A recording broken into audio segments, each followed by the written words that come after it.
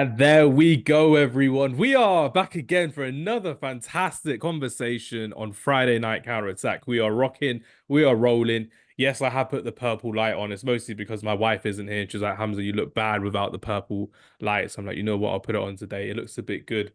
But what is good is this new series that we've got for this season coming up. For Friday Night Counter Attack, we thought, you know what, let's freshen it up a bit with our retro series that we like to do. Instead of going for all-time drafts, we're now going to be looking at the all-time catalogue of certain managers across world football and across modern history. Because as you've clicked on the title, you know for a fact we're going to be talking about Don Carlo Ancelotti.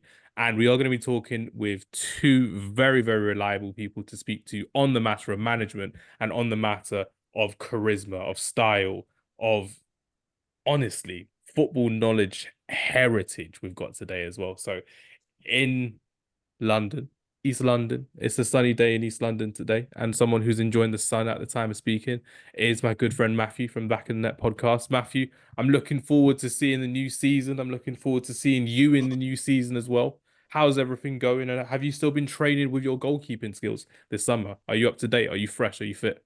Some people got to train, some people don't. I ain't got to train now. I'm playing. No, I know I should be doing a bit of pre-season from next week. I know it's late, but I've just been so busy with work. But I'm back on it. But yeah, thanks for having me on. And listen, it's a pleasure. I'm excited for this one. I can't wait. Show my tactical now. It's my Gareth Southgate business. Exactly. Well, that's what we like to hear as well. And someone who continues to show his tactical nous week in, week out. Well, I'd say as a job basically, and we're going to be seeing much more of him as the season goes along, is my good friend Luke. So, Luke, it's good to have you back on. I just need to ask you, being the Chelsea fan in this conversation, do you have a tendency to go for Chelsea players if you're going to be picking Carlo Ancelotti's greatest 11? And first of all, it's nice to see you and hope you're doing well. Yeah, thank you. Yeah, I'm doing well, thank you. But no, in sort of answer to your question, no, it's not sort of Chelsea heavy, as you might expect. As we'll sort of discuss and go through the episode, he's as I think we spoke off air that he's had a very illustrious managerial career and sort of managed some top players, in all categories of playing departments. So yeah, I mean, obviously, I've sort of tinkered a few Chelsea players in there, as you would expect, but not the full 11. So That's absolutely fine. That's what we don't want to see because I'm seeing names that we were discussing beforehand, and I'm seeing the likes of Ricardo Carvalho, and I'm like, Ricardo Carvalho, did he play under Carlo Ancelotti? And then you're like, oh yeah, he may have been there, or he may have been at Mourinho's Real Madrid. So I'm gonna have to find out if he actually was or not as well. But before we go into it, we have to talk a bit more about the man, the myth, the man that is Carlo Ancelotti, the one who has an incredible array of silverware over his career. So we have to go through a few of them. So 5 times Champions League winners with two different clubs in AC Milan and Real Madrid. He's won the Premier League with Chelsea, not with Everton. Sorry, Jordan Pickford. He's won the Spanish champions twice with Real Madrid, 1 time Italian champion, a French champion with PSG, an FA Cup champion for Chelsea against Portsmouth, 2 time Spanish Cup winner, 1 time Italian Cup winner, 2 time German Super Cup winner, and 1 Community Shield as well, along with 2 Best Club Coaches of the Year awards as well for Real Madrid and for AC Milan, respectively. 65 years of age, he's been doing so well in so many different eras of football. And Luke, I'm going to come to you for this one. Just before we go to actual building of our all-time 11 for Carlo Ancelotti, let's kind of set the scene a bit for Carlo Ancelotti. We saw him growing up. Like, literally, we're all of the same kind of age demographic as well. We saw him growing up. We saw him win the Champions League against Juventus at Old Trafford, and he said it's one of his most glorious moments as a manager, that Champions League win against Juventus. Both incredible teams. And we're seeing him this year, this literal year, winning the Champions League with Real Madrid in a whole different era of football, the sport that we love. How do you think he's done that? How do you think he's succeeded so consistently over the years in changing the way he adapts to players, how he's worked with different teams in different countries? Let me hear a bit of what you think about that, Luke. Because again, you saw him as a Chelsea manager for your beloved club yeah. as well. I was 14 when he came to Chelsea, which makes Best me feel year of good. your life. Best year of your life Yeah. seeing Carlo manage Um, Drogba and Lampard. Oof.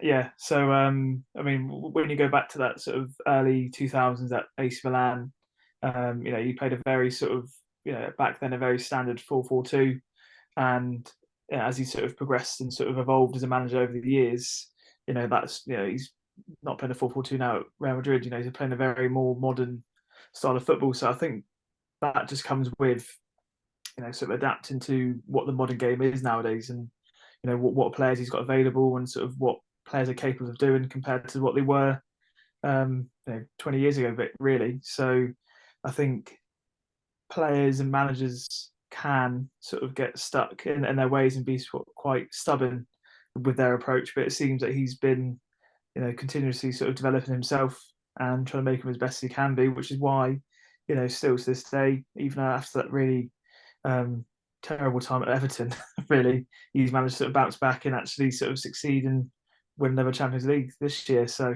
all I'm saying is in lockdown, people did things they didn't normally do. And Carlo Ancelotti moving to Everton, and he was the manager of Everton during lockdown. That was a crazy time to see. And Matthew, this is where I get to kind of ask you, when were you seeing Carlo Ancelotti? What's been your kind of main excitement about watching one of his teams play? Is it the free-flowing attacking style of play? Is it the continuous drama they continue to bring up as well? Let's see your thoughts, Matthew. You know what? It's a mixture of both. I think, like, for most of us, we've seen Real Madrid win also the Champions League in most recent times, and I feel like, as Luke was saying, we saw how he did at Chelsea. AUC Milan was a very rigid 4-4-2. He had the likes of Kaká, Seedorf, Pirlo, I think it was Ambrosini as well. So we knew what 4-4-2 we were going to get with Super Inzaghi up top. And then obviously now you've got with Real Madrid, and I love the way he will always do the 6 and the 2 floating 8s. So he's very, how can I describe it? He lets Real Madrid just express themselves. When I look at Real Madrid, I think, I can't imagine being in a change room going, I need to do this, stick with that, stick. And you can see the way they play and how they've won the most previous tournaments. So, yeah, I think now as it's gone and he's just letting them express themselves, he knows the quality of players he has and just knows, all right, cool, I know what they can do. If I can just keep them in check a bit, they can just go and do their thing. And the biggest thing, the raised eyebrow.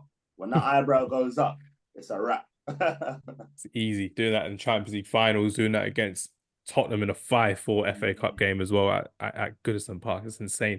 For me, I did a university assignment, Luke, on Carlo Ancelotti on his laissez-faire management. So I thought, you know what?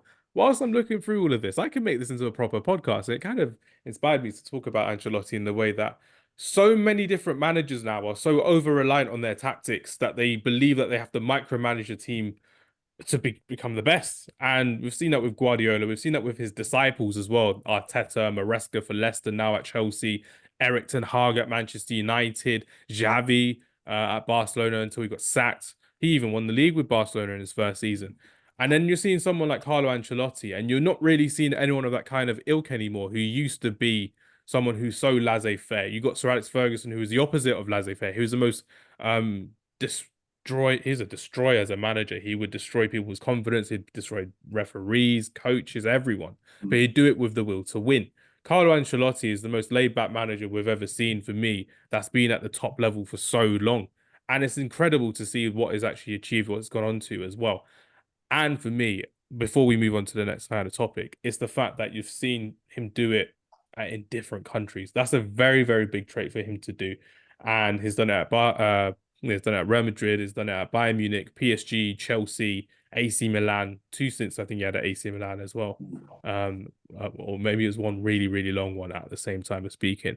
But there's so much more that I think Carlo Ancelotti can achieve. There's links with him going to Brazil for the national team after his contract expires. But if I'm Real Madrid and I'm looking at this new generation of players coming through, why would I want anyone else to coach this crop of players with the young talent that they've got going forward? It's a rhetorical question. I'm not saying about you have to answer it or not, but I can't see anyone looking to replace Carlo Ancelotti anytime soon. So I thought, you know what? Let's give him his flowers. Let's see if this is a good series for us to have on Friday Night Counter Attack. And for me, I think it's time to begin our all-time Carlo Ancelotti 11. And for all of our listeners, all of our watchers that you see on social media, this is not a draft. We all have to agree on a formation. We have to agree on every single player to make this a combined Carlo Ancelotti greatest 11. I'm ready for it. How Before it will work. we move on, Hamza, sorry, I'm going to interrupt you, but on a good point. We talked about, or you just highlighted then about Ancelotti's sort of what made him successful over those years. And I think one sort of key thing really that sort of underpins a lot of his success, and you talk about the disciples as well, it's his son. Yes. Um, it's, People always call it nepotism, but it's not. It's genuinely not. yeah, he's over the years, obviously he's worked with him at all the clubs he's been to, and I think in the build up to the Champions League final, he actually there's an article on Twitter or a thread around what he does, and I think him being allowed the platform to sort of coach and sort of be amongst these high performing players. Apparently, he's really involved in all what it does. So I think that's a testament to Carlo and sort of the trust he has, and obviously it's his son and his family, but in sort of those sort of games and moments when it could cost him a job. It's true. He's doing really well. So I thought I'd just chuck that in there. Apologies for interrupting. But No apologies needed. That was a great point because even with Matthew, we were going to talk a bit about. Oh, I think we'll just go on to it before we get into the team. Basically, if you had to sum up Carlo Ancelotti and his style of play in one sentence, this is for you, Matthew. You don't know ball if you don't get this right. How would you sum it up to someone who's never watched football? Oh God. Let's see if you're a wordsmith like you are in the Back of the Net podcast. I'm not a wordsmith in that sense, so someone might be able to answer that. But what I will say, it's kind of one sentence. I'm talking about him as a person. Fantastic man manager. I'm talking about him as a person. Like, I feel if you spoke about, I'm going a bit off topic. You spoke about managers, not many like him nowadays. You had Sir Alex, whatever. But I think as a man manager, Ancelotti is fantastic. Like some players, they'll have something bad to say about a manager, and like snarly comments.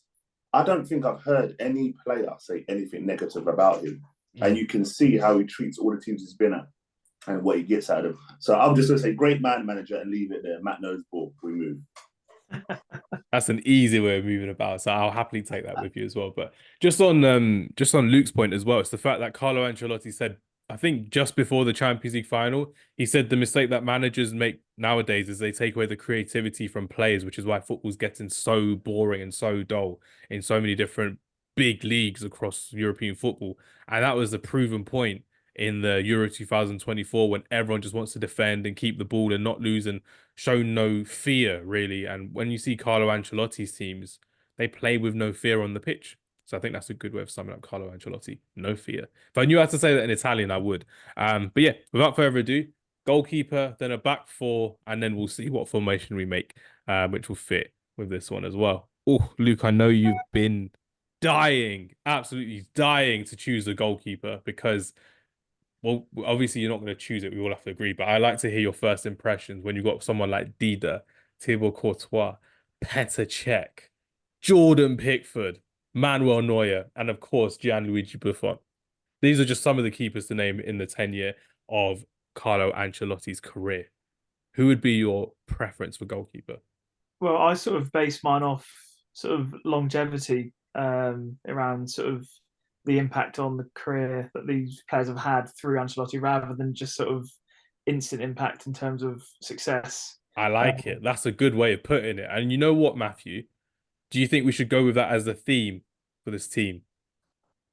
Let's go with that. It is a good little, let's go with that. I like that. Excellent point, Luke. Yeah, we'll happily go with that. So by all means. I mean, in some ways, it's difficult because obviously the longest period of time he's had at a club, I think it's 8 years, and that was at AC Milan. So yes, it obviously won't turn into 11 of AC Milan players, but it just sort of creates a different angle, I think. But sort of going back around to the keepers, and on that point, I mean, I could have put Cech down. He had 17 clean sheets in that sort of season.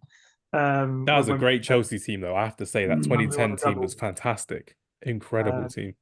But I did actually put down Courtois and Dida. Ooh.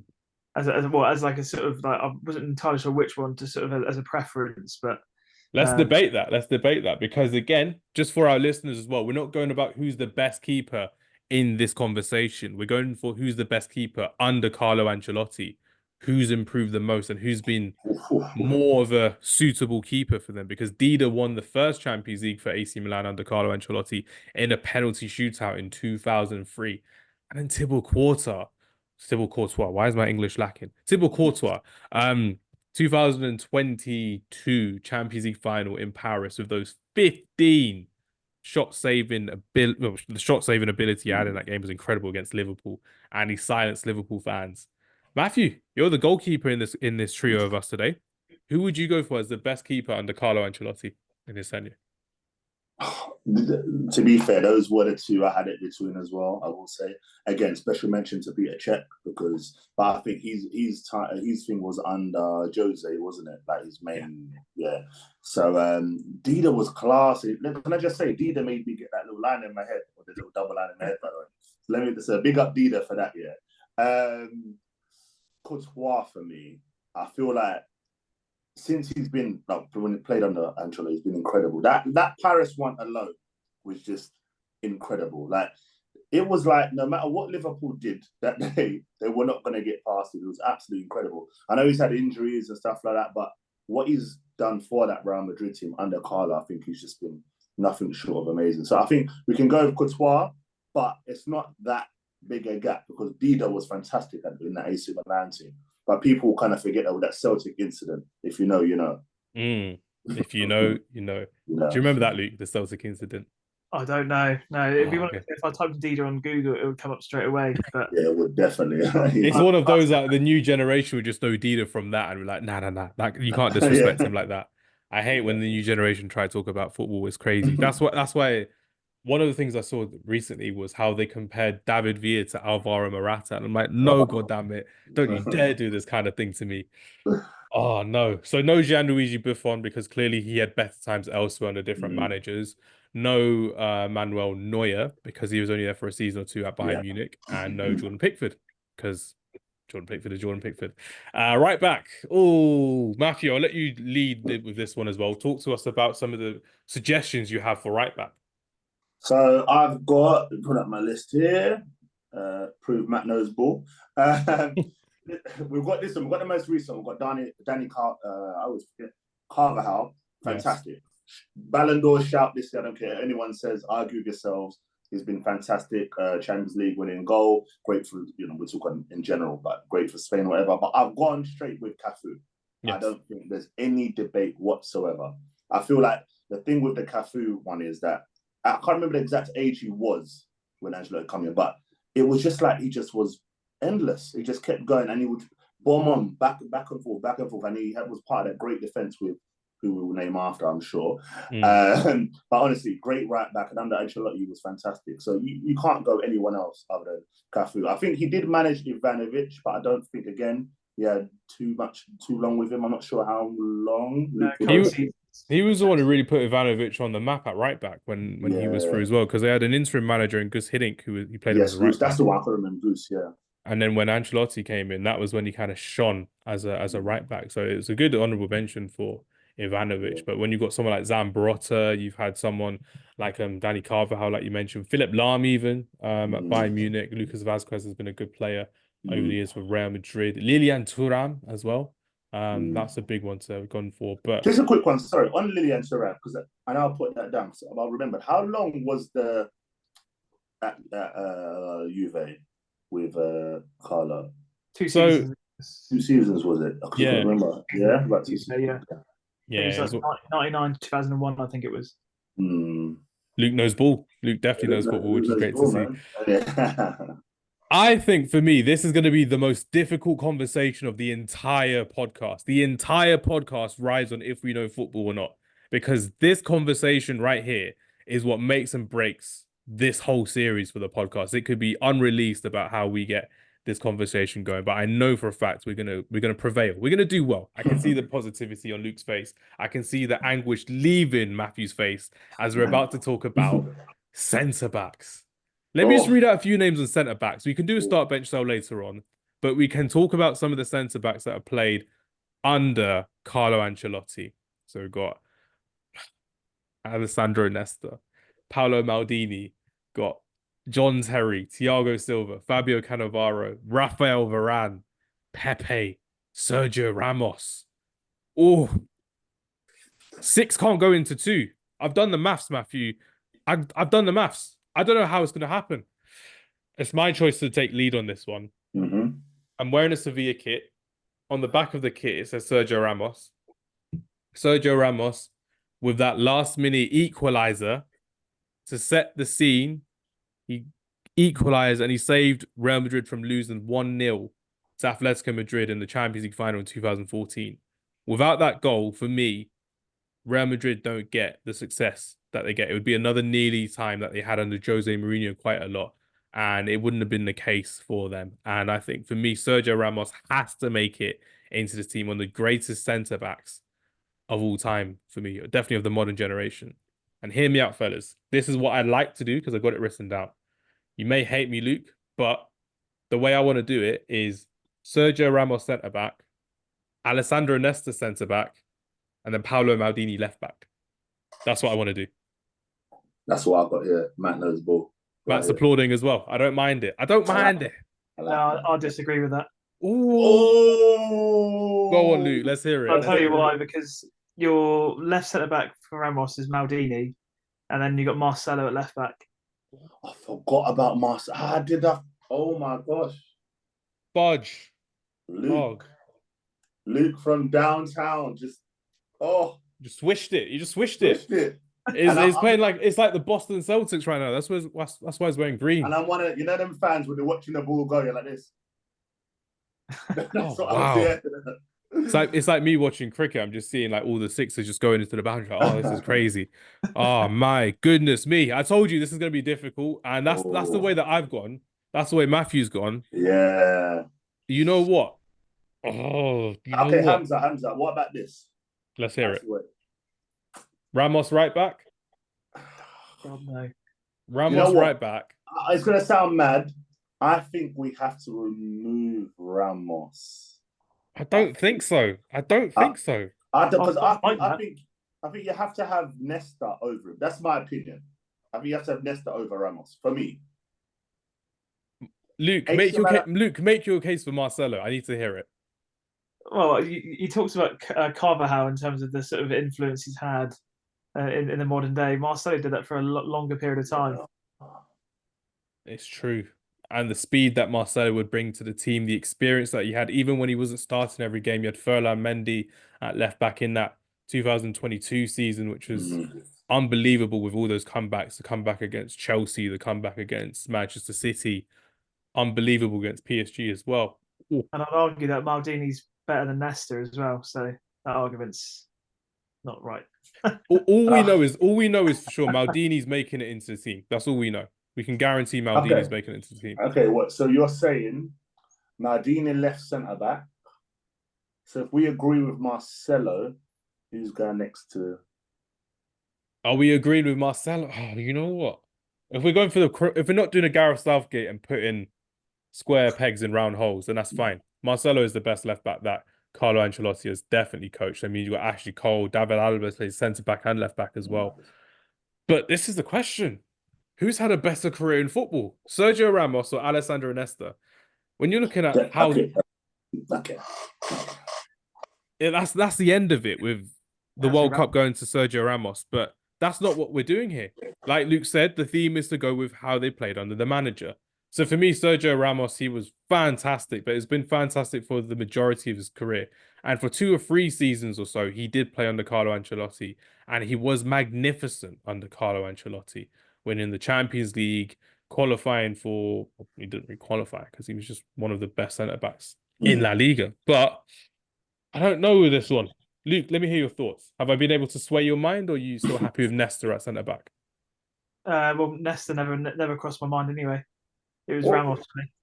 So it's Ramos. Oh, that's another plot twist. So it's Ramos, Maldini, Marcelo. Yeah.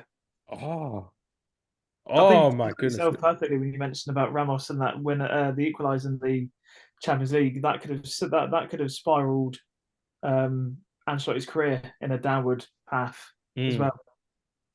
Because he played with him and he was just there like at Real Madrid and just like 2 seasons. Played 93 games in the 2 seasons, and that goal was crucial. This is why we need to play 5. Oh gosh. All I know is when we release this team on social media, we are getting killed. Yeah. Because there is no right answer. Okay, let's think about this. Okay. I've got big love for Alessandro Nesta. I feel like at the AC Milan team under, again, he's part of a great team. Actually, Ramos though. And the funny thing, I was talking to someone today and I said, Ramos has to be top five centre backs, like of an all time list for me. Yeah, fantastic. Like you said, that equaliser again, great point, Hamza. Where it wasn't Ronaldo, was it wasn't Higuain, it wasn't Benzema, it wasn't Di Maria, it was Ramos. And to be fair, I know not just Champions, he's done it. He did it quite a few times for Real Madrid. He did, but I think a lot of people, and he was the captain too. Captain as well, but I think it's the whole disciplinary record. A lot of people look at, he was this. No, but it's true. You're right. You're absolutely right with it. They're like, he's got hella red cards and that. But I'm like, have you not seen what the guy did when you're pulling him out of the mud in certain games? So, mate, you're not making me lose my love. So you lot have said Ramos. So I'm going left field and going Ramos right back. Sorry, Cafu. Ramos right back. Nesta, Maldini, Marcelo. But was Ramos a right back under Ancelotti? I'm going to have to double check this because I know he played centre back and sometimes he played right back because you had Pepe and Varane at centre back as well. I don't think you can change Cafu. I don't think you can change Cafu. No way. I'm not having that. Hamza, I'm sorry. So it's definitely between Ramos and Nesta then. Okay, do you know what? Because I think down the line, I'm gonna get my guy. So we're gonna go Ramos. And again, Alessandro, I'm sorry. Big fan of yours. I'm also very sorry. Don't get me wrong. I'm very, very sorry. But this is a great start to the conversation. And trust you to wear the top as well. I did plan for this. I did want to talk about Sergio Ramos as well. But as I'm getting this defense lined up as well, Luke, just talk to me about what kind of qualities you loved about Sergio Ramos when he was playing in his peak for Real Madrid, not just under Carlo Ancelotti, but what did you enjoy about him the most? I think it was just his sort of leadership that he sort of was able to sort of comprehend in sort of those really sort of high pressure moments. He was always a mixture of he was always like a calm head, but also the sort of the aggressor at the same time. He found that balance quite well. I mean, at times it's sort of sounds like you at golf. Sounds like you at golf. Yeah, so if any sort of missed putt or sort of wayward tee shot, you got to be composed in those moments, and I think he sort of underpinned that for Madrid. In those finals, the Champions League, when they needed something to happen, you could always sort of rely on him to produce something, especially from set pieces or sort of building out. He's always a player that I would have liked to see him to come in the Premier League before he retired or anything, but obviously that was never the case. But yeah, I think it was a really important and influential player over the years. Absolutely. No, that's lovely. Right, this is where the fun begins because this is where we have to choose the rest of our formation. Carlo Ancelotti famously played a 4-4-2 diamond at AC Milan, where he had a holding midfielder, two centre midfielders with freedom to roam forward, and an attacking midfielder who would get between the strikers and create chaos. That's the formation I want to play. I know the modern age is 4-3-3, but I'm looking at this midfielders list. The defensive midfielders alone could make this whole team up, which is crazy to see. I'm wingers, by the way, as well. So that probably helps. That's fine with me. Matthew, are you in agreement that we have to do a 4-4-2 diamond to honor Carlo Ancelotti early 2000s? Yeah, let's go. Let's do that. Let's do it. I'm gonna lie, I was looking at a 4-3-3, but no, because of Carlo, we go 4. Let's do it. 4-4-2 diamond. Nicely done. So defense and midfield, CDM. Yeah. I want to throw a name out there that you both know I'm a big fan of. But for me, we won't do it in positions just yet because it can be free flow and it is laissez-faire like Carlo Ancelotti.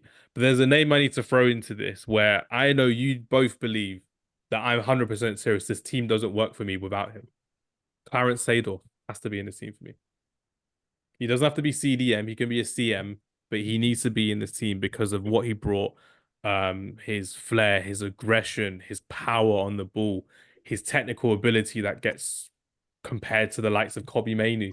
Sorry, Luke, I know I know how to bring him up again, but Kobbie Mainoo is compared to the great Clarence Seedorf for a reason, because Clarence Seedorf could do it so much and so consistent over the years. So for me, that's my player that I really want to see in this diamond. So I'm just throwing that out there. Is there a player in this diamond, in this midfield, that you really want to see, Matthew? So just quickly, where you putting Clarence? You said anywhere in that diamond. For now, he's rather a DM or a CM. So it's definitely not the attacking midfielder, but is now a DM or a CM. And the list of centre midfielders, Matthew, as you can see, I'll let you read some of them out as well, just so you can tell our audience a bit more about who Carlo Ancelotti has managed. It's so mad. So we've got Toni Kroos, Luka Modric, Clarence Seedorf, Gennaro Gattuso, Ballack, Andrea Pirlo, Haki. Oh my gosh. Rico Valverde, obviously David Beckham. Attacking. I don't even want to read the attacking midfielders list. I can't do it. I can't do it. Luke is looking dazed and confused at the attacking Like, midfielders list. He's looking at it thinking, we should put all 4 of them in, all 5 that we've got on this team. It's crazy. Oh my gosh. I don't know. This is tough. It's ridiculous. Mr. Xabi Alonso as well. Let's not forget the DM. Yeah, also we've got him there. Casemiro too. Casemiro, David, Michael Essien. Oh man. Michael Essien's best season at Chelsea was under Carlo Ancelotti because that team is so good. Malouda, Ballack, Lampard, Frank Lampard, everyone. Oh, we're not even getting onto attacking midfielders yet, but now we've got to set the scene. Luke, who do you think? Do you think we can have a diamond without Pirlo? Because I personally don't think we can have it. Pirlo was the first one I wrote down on my list. Nice. So we've got Pirlo, we've got Seedorf, then we've only got 2 positions left. And when you've spoken about Ballon d'Or winner Modric, you've spoken about Toni Kroos, one of the greatest midfielders of all time, one of the greatest German players of all time. Then we're going on to the attack midfielders. We're going on to Frank Lampard. We're going on to Kaká. We're going on to Zinedine Zidane. That's me done. I just want Kaká and Zidane in this team. That's what I'm going for. That's the millennial in me. Sugar. Luke, help me out. Who can we go? Because we're not leaving Zidane out. That's all I'm saying. It's crazy. For me, it'd be I'm going to throw Lampard in there. You know, Chelsea's second top goal scorer in that season. FA Cup and Premier League winners. You'll probably argue that he was in his sort of peak of performance. So, in terms of, it's sort of the negative then in terms of what we're discussing, he was already established. So that might be sort of an argument against. But for me, it'd be. I think I'd like to chuck Kaká in that list. Just because at that time when Ancelotti came in, he was just breaking through. He was replacing Rui Costa too. Rui Costa was being phased out to AC Milan after they won the Champions League in 2003. And Kaká was the chosen one under Carlo Ancelotti. He was the one who was like, you're going to bring me silverware. And that 2005 team really should have won the Champions League. They were 3-0 up at halftime against Liverpool. And not a vintage Liverpool, I might add, but Steven Gerrard inspired Liverpool to come back. And they won on penalty shootout with that awful goalkeeping from Jerzy Dudek. But I'm looking at this team. I'm looking at this team that we need. I'd happily put Kaká in there because of that 2007 season. Ballon d'Or winner Kaká, the first one under, I think it was the first one in a couple of years under Carlo Ancelotti, which is great. It's very, very difficult because Zidane scored 11 goals, 20 assists in the 3 seasons that he played under Carlo Ancelotti. And this was young Zinedine Zidane as well. So this was someone who was on the come up. And this was the Zidane that won the World Cup in 1998. And he was playing at Juventus and he was playing at France as well. Whilst I'll go and close the window because I can hear some noise outside. Matthew, talk to the audience and talk to Luke and talk to me about which 2 midfielders make up your diamond in this Carlo Ancelotti system. So you've definitely said Seedorf and you said Pirlo as a defer. And you know what? I'm with you, Luke. I think Kaká, that period was like unbelievable. And I'm remembering some of the goals he scored. Was it? He scored with United, didn't he? United one, the header through the 2 of them. They clashed, scored, and one of my favourite goals of his Celtic. Do you guys remember the Celtic goal? I think he kind of ran through, just placed it. Like he was unbelievable, and the fact that he doesn't get into a lot of them top whatever Brazilian list is beyond me. But as Hamz said, he replaced Rui Costa, who was majestic for AC Milan. And AC Milan fans probably thought, how are we going to replace such a player? But yeah, Kaká come and again, I copy a lot of players. He did the whole one when he had the Under Armour and the thing. He used to put his hand, you hold the shirt. That was me, man. That was me. But yeah, it's got to be Kaká in there. So Kaká. I copy Kaká with the hairstyle, by the way. I like my hair long and wavy. And I've probably kept it since the state because, I mean, no one said I play like Kaká, but I like the appearance that he had. Prime Kaká with that bobbly hair.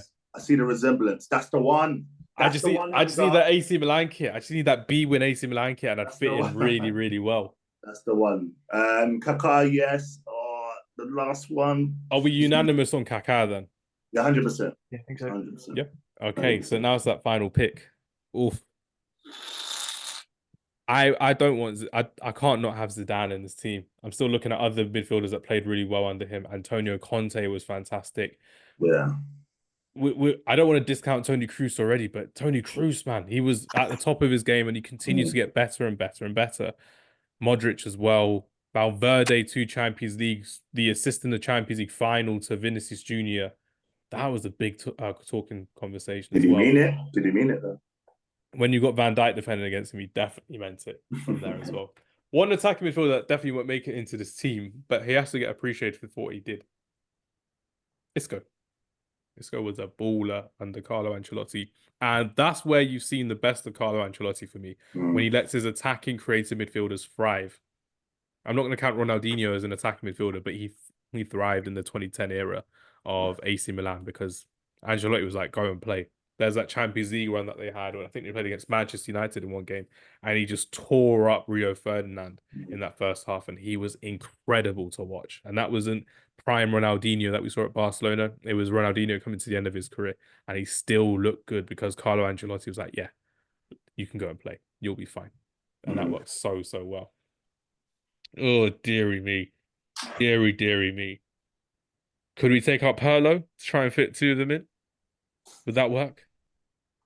How can you get rid of Pirlo? The classy guy, man. The internet would not forgive us. They would not forgive us at all. Listen, Pirlo, no, Pirlo's too class. Because you could put Modric in for Pirlo. No, you can't. That's just stupid. No. Look at Luke. Luke's just looking at us like, Hamza, you know better than this. Like, come on. Andrea Pirlo played 327 games under Carlo Ancelotti in 8 seasons, scoring 39 goals and 62 assists. Yeah, Pirlo stays. Seedorf stays. Kaká stays. But for me, I want to put Lampard in for that incredible season, that goal-scoring season, the double-winning season. But we're talking about Zidane, and we're talking about 98 Zidane. World Cup winning Zidane. He's my GOAT. That's my GOAT there. He was so good. That's my GOAT. And young Carlo Ancelotti was managing him. And then young Carlo Ancelotti was like, nah, you're the guy. He had Davids, he had Takanadi in the team, Conte in that Juventus team as well. Takanadi, hey, listen. What? Oh my God, those days. I'm just remembering FIFA now, just remembering this team is crazy. Yeah, I'm wholeheartedly going for Zidane in this team. That's what I'm going for. Zidane, Pirlo, Seedorf, Kaká. I think that's amazing. Yeah, I'm fine with that. Yeah, I think that was amazing. You can't. If anyone argues this on Insta, I'm coming back straight away and I'm going at them. You can't argue that midfield. You can't. You really can't. And when you got someone like Zidane who literally tore up the rule book with midfielders in the 90s and the early 2000s, it was incredible to see what he really did as well. But yeah, that was literally just like I mentioned with Zidane, coming off the back of winning the World Cup, going into the Serie A, the Champions League, and just doing so well under Carlo Ancelotti. This isn't as difficult as I thought because now we don't have to worry about wingers. So now we're just looking at 2 strikers who can get into this. And I'm looking at, no, let me read out a few names that probably won't make the list, but I'm going to make them an honorable mention as well. So we're talking about Ronaldinho. I don't think he'll make the list respectively. Frank Ribery, I don't think he'll make it. Angel Di Maria, I would never be picking him anyway. Arjen Robben, Rodrigo. I know Rodrigo was clutch in that Manchester City game and saved Real Madrid by the skin of their teeth once again in that 2022 season. And probably Gareth Bale, I would say. Luke, I feel sick. I feel sick out of the names that we've got. These aren't just strikers who are going to go down as all-time greats in European football. These are players that have played under Carlo Ancelotti and have been all-time greats under Carlo Ancelotti. The madness of the man is unfathomable. Unfathomable. I can't even say the word again. Unfathomable. That's how crazy it is to see this Carlo Ancelotti list. I'll let you read some of the list of the strikers, Luke, because I want you to tell the audience a bit more about how difficult this conversation will be for us to pick 2 from this list of 9, 8 players, maybe. Let's hear it, Luke. So just based off the list as well that I wrote down separately, you got obviously Andrei Shevchenko, Karim Benzema, Ibrahimovic, Cristiano Ronaldo, Brazilian Ronaldo, Drogba, Inzaghi. More contentious names flown in there, but yeah, already incredible players. Robert Lewandowski as well. Yeah. Alessandro Del Piero. Oh my goodness me.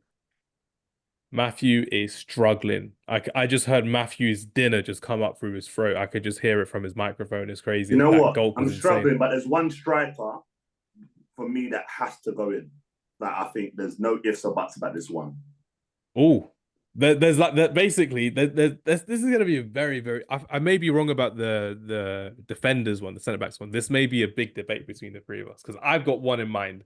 On three, we'll say it, and if it's the same name, then that's fine. But if not, ooh, let's hear it. So I'll go 1, 2, 3, then you say it, Matthew, and I'll say mine. 1, 2, 3. Cristiano Benzema. Ronaldo. Benzema. Ronaldo, 112 games in 101 appearances under Carlo Ancelotti. Yeah, but And that's when he moved from a winger to a striker as well. That's when he had that freedom to do it. Robert Lewandowski, 54 goals in 57 games in one season under Carlo Ancelotti. Didier Drogba, 50 goals in 90 appearances under Carlo Ancelotti. The greatest Didier Drogba we've ever seen in the Premier League was under Carlo Ancelotti. I will happily say that. And there's a name that Luke put on the list as well. Hernan Crespo, AC Milan, up front with Andrei Shevchenko. 43 goals in 103 appearances, including that scrumptious dink in the Champions League final. And he just ran off celebrating. It was crazy. I don't know what we're going to do with this one. This is very difficult.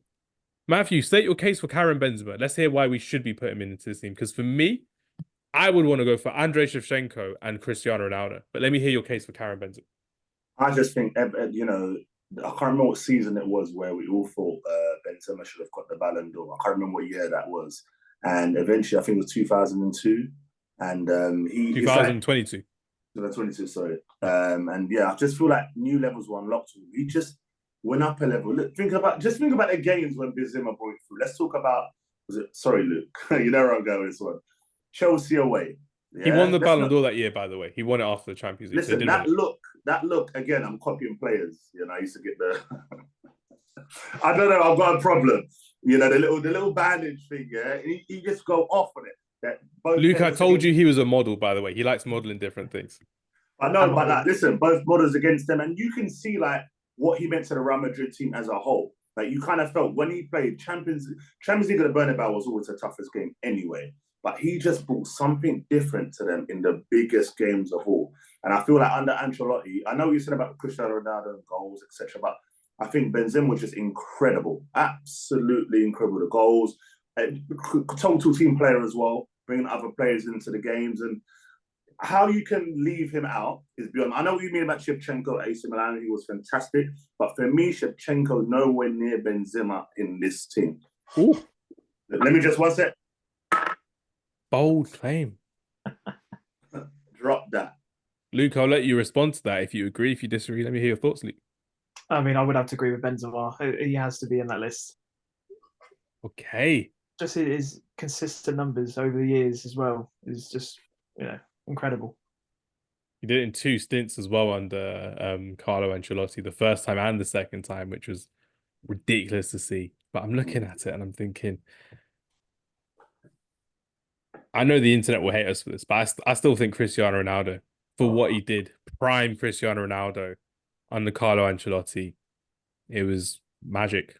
Benzema, Ronaldo, insane. But when you've got someone like Andrei Shevchenko, and you've got someone like, well, I'm not even going to talk about Inzaghi that much because he was a great goal poacher, but I'm talking about the goals to game with Shevchenko doing it. He did it at Chelsea because he was at Chelsea, I think, when Ancelotti was there for a season or two, which is insane. Zlatan Ibrahimovic was not even mentioned, but that was at PSG. So in all fairness, the popularity wasn't as there as well. But 2014 Cristiano Ronaldo, Ballon d'Or winner Cristiano Ronaldo. People forget that was one of the best versions we've ever seen of any footballer of all time, because we had Messi, Messi, Messi, Messi. Messi was everywhere in football because he was doing it in the Champions League. He was doing it in La Liga. He was scoring 91 goals in a season.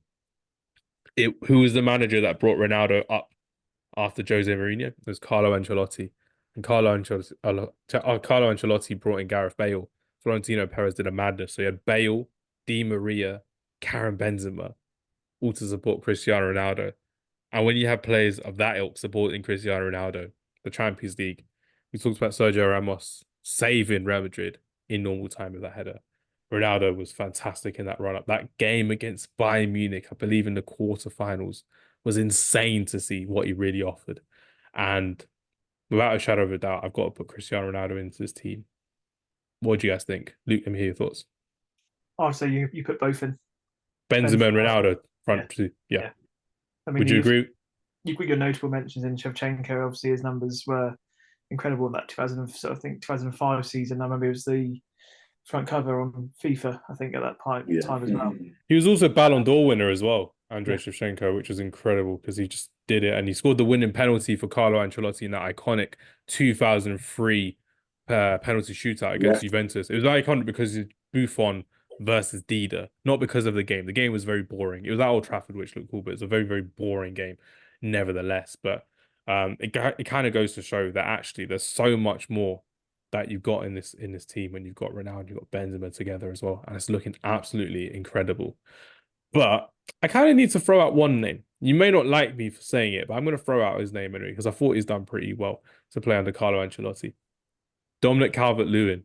Your wind up. I knew it. And listen, all I'm saying is the best version of Calvert-Lewin we've ever seen, if there is no such thing as a best version, was under Carlo Ancelotti. 29 goals, 4 assists in 60 games during lockdown as well. I think it's time to go.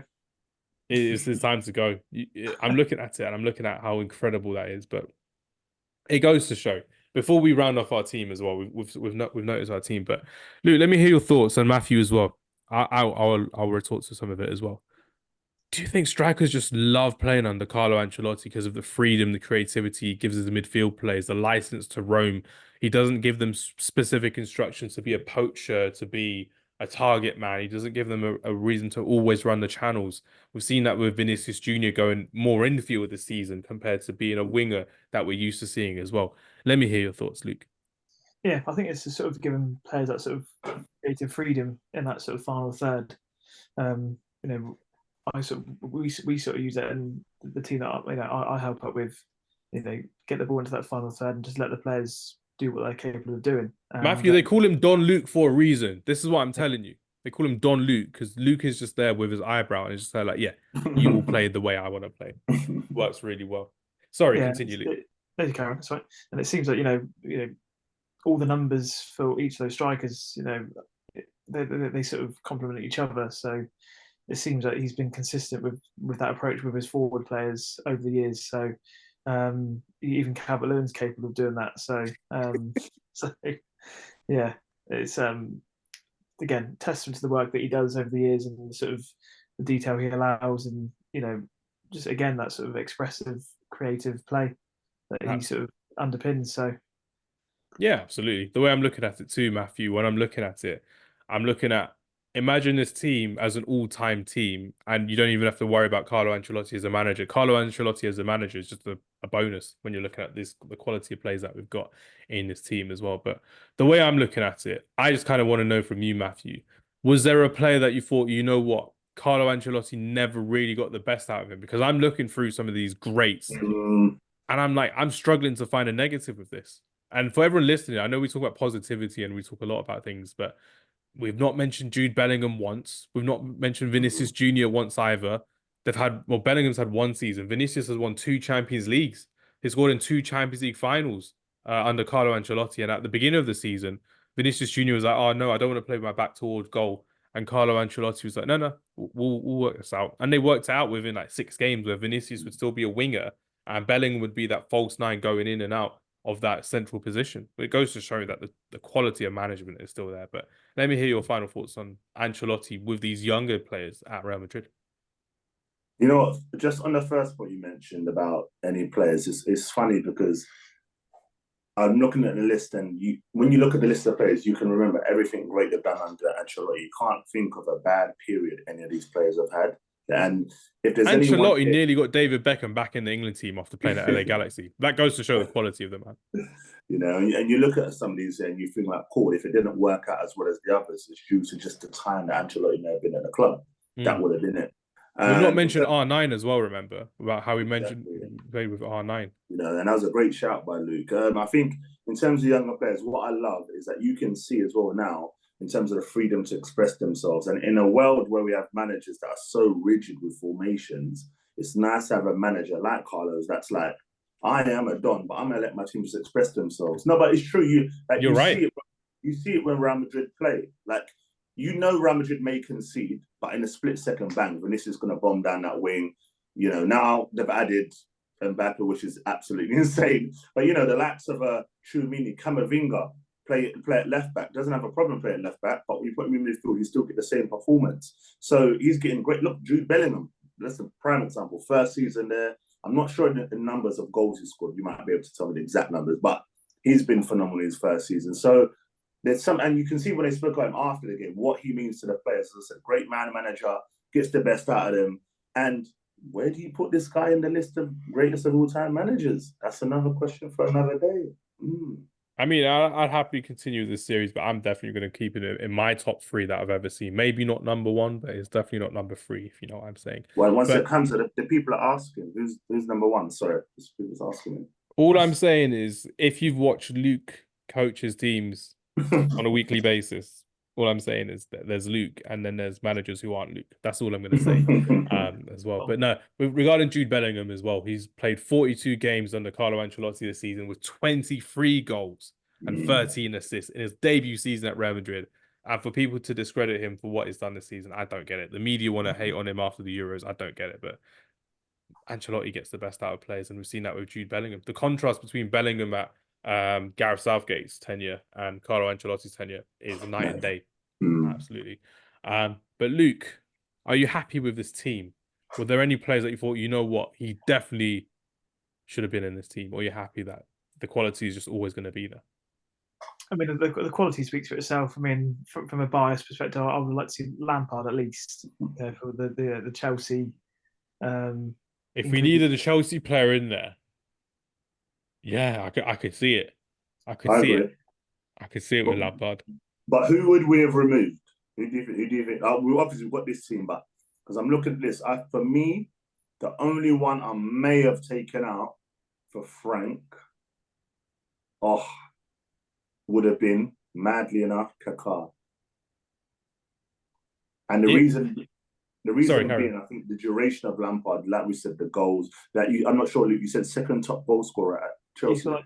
He scored nearly 30 goals in that season, I think. And you know, the biggest thing I remember with Lampard as well, it was just like consistently. It wasn't one of them ones where it's like a flash in the pan moment, you know what I mean? Like score one goal, but he just was always involved. Like, absolutely fantastic.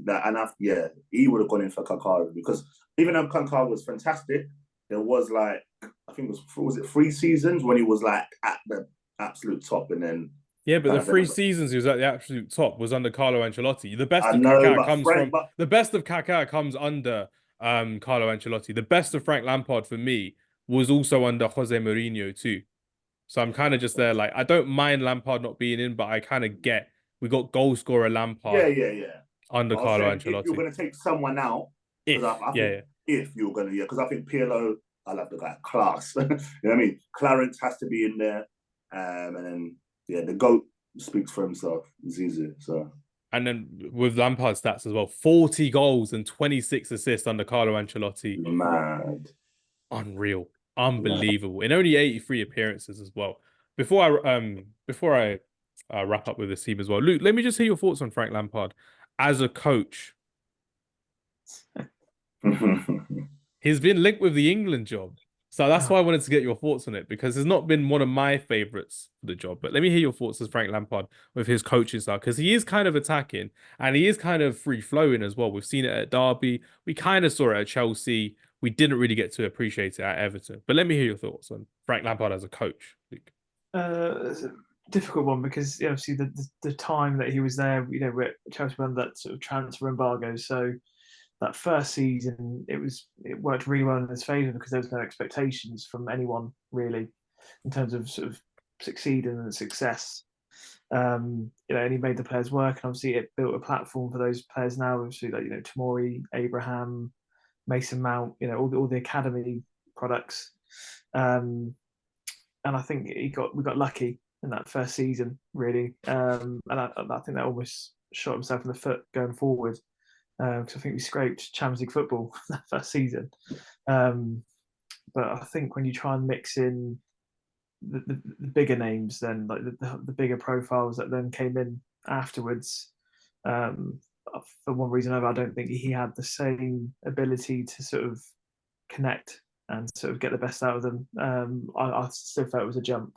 The one he did appreciate the most, to be fair, was Thiago Silva. He had a good relationship with Thiago Silva at Chelsea. And Thiago Silva also was fantastic under Carlo Ancelotti. But Thiago Silva's always spoke highly of Frank Lampard as a coach and as a man as well. So there's always that redeeming factor there when you're looking at what Frank Lampard does offer as a coach as well. And everyone likes to look at the negatives, but there are some positives in his tenure as a coach in the Premier League as well. So we're going to have to wait and see what happens moving forward. If he does get the England job, if he gets another job in the Premier League, we'll have to wait and see, but that's a story for another day. Right then, it's time for me to announce our confirmed all-time Carlo Ancelotti starting 11. Starting from the back, so we've got Thibaut Courtois. My English is lacking today. Maybe it's because it's past my bedtime. We've got Thibaut Courtois in goal. We've got a back four of Cafu, Sergio Ramos, Paolo Maldini, and Marcelo. We've got a midfield diamond. Yes, a diamond. It's not FIFA. We're going back to the early 2000s under Carlo Ancelotti of Andrea Pirlo, Clarence Seedorf, Ricardo Kaká, and Zinedine Zidane. Zizou. Oh, I'm going to have to write the years that they actually played so then people get the context of this as well. And then up front, we've got Karim the Dream Benzema. And we've also got Cristiano Ronaldo up front. And we're going to get so much hate for not putting Andrei Shevchenko in. But it is what it is. I'm not going to be the one that's going to want every single pick. The guys chose Benzema. I'll happily choose Benzema because I'm backing what they said as well, which is great to see. But how do you think we did, fellas? Matthew first, how do you think we did? I think that's a great team. I think, when looking back at it, I feel like the only debate we could have centre-back, as you mentioned, the Lampard one. We'll be having it on WhatsApp for the next 2 weeks. That's all I'm going to say. Nesta's got to be in there. Oh, that's crazy. But I think, the midfield's quality, as Luke alluded to. Lampard could have gone in, but we know Kaká under Ancelotti for them seasons. Amazing. We disregarded Kroos and Modric so crazy as well, which is insane to see. But Kroos could have been over Pirlo as well, but Pirlo was prime Ancelotti, and I'm just like, you can't not have Pirlo in it as well. Yeah. And then you've got, obviously, Cristiano Ronaldo and Benzema. Shevchenko, obviously, yes, under AC Milan, as you said, Champions League winning penalty. But Benzema, man. As a redeeming factor for your argument as well, Shevchenko was the one who missed the main penalty against Jerzy Durac in Istanbul as well. So yeah, but anyone would have missed it if the goalkeeper was on a penalty spot by the time you take the penalty. Literally the distance between my phone and literally myself as well. That's the crazy amount that Durac had. Crazy times indeed. Luke, what's your thoughts on the team? Who did you think, we did really well with picking this guy in the team because he did deserve it, but there are probably other people in there that could have made it in the team. I think Kaká was he was a debatable one for you. No. As in, like he was sort of nailed in. I think. Yeah. Obviously, my debate, Lampard. I'll keep mentioning that, but then it's difficult obviously with the other three midfielders in there. It's it's hard to sort of sub someone out for that. But yeah, no. Generally, I think it's a really good, strong team that, and I don't think there'll be any of additional changes that I would have made really, other than him. That's absolutely fine. Because for me, I've got a start bench sell to end this conversation and a bit of a teaser trailer for the next in our series as well, because Luke alluded to that we didn't really focus on some of the Chelsea play. The next manager we're going to be doing in this series, and I hope both of you are down for this conversation next, is a former Chelsea manager. And there's one from Portugal. So we kind of know they've had a few from Portugal. So you'll have to wait and see which manager we're going for with that conversation. But start bench sell, Carlo Ancelotti edition. Let's hear it. Oh, this is gonna be so, so difficult. I don't know how I'm gonna do this. I don't know how I'm gonna Oh, do this, but you guys are gonna have to do this for me. So, oh no, I'm gonna do it. I'm gonna have to do it. Andrei Shevchenko, Didier Drogba, and oh, yeah, I'm gonna do it. Start bench cell, Carlo Ancelotti, strikers edition, Andrei Shevchenko, Didier Drogba, and Robert Lewandowski. Matthew, you're up first. Let's hear it, my friend. so Lewandowski. Oh, what? 54 goals in 57 appearances under Ancelotti. So Lewandowski. Oh. Didier. Oh man, God.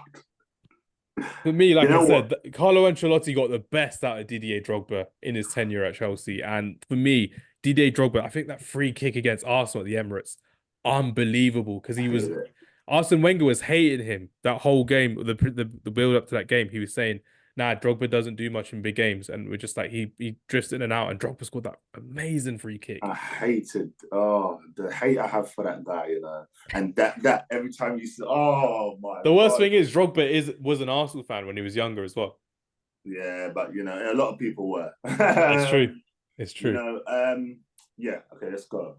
Actually, do you know what? Sorry, mistake. Sel Shevchenko, bench. Sel Shevchenko, Yeah, what? yes, I said it. I said it. There's no argument. Why? Sel Chevy, bench. Who's the first one we said? Bench. So Shevchenko, Drogba, Shevchenko. Lewandowski. Yeah, Lewandowski, bench, Shevchenko, sell, and start Drogba. I think Didier Drogba, as much as I can hate my club rivals, my London rivals, whatever, but sometimes you just have to appreciate when a guy is just that good. Like the stuff he used to do, like there were certain games as an Arsenal fan, I'd be like, why are you bullying us, man? Like just let us be, please. But honestly, he Just was give us a incredible. break. Leave us alone. We're Like dead already. incredible player. And it's funny because his style, when I remember when he first came, not just Ancelotti, in general, people like he was a bit rash, whatever. He wasn't really, but the levels he went up, and then him and Lampard as a combo, I was like, you know what? I'd give up. Like every time we play Chelsea, I'd go out and I'm like, what's the score? We lose by 2-3. Like, yeah, honestly, Didier for me has to start. Didier has to start. Luke, could you agree or disagree with Matthew? I think mine's identical. Start Drogba, sell Lewan, bench Shevchenko. Yeah. Mine, I'm gonna have to start Shevchenko. I'm gonna have to bench Didier Drogba, and I'm gonna have to sell Robert Lewandowski. For people who are gonna say, why have you sold Lewandowski with his 54 goals in 57 games? I'm talking about double winning Chelsea, one of the greatest Chelsea teams I've ever seen. And it pains me to say it out loud on recording on Friday Night Counter Attack, but it pains me. That's my favorite Chelsea team of all time. That 2010 Ancelotti team.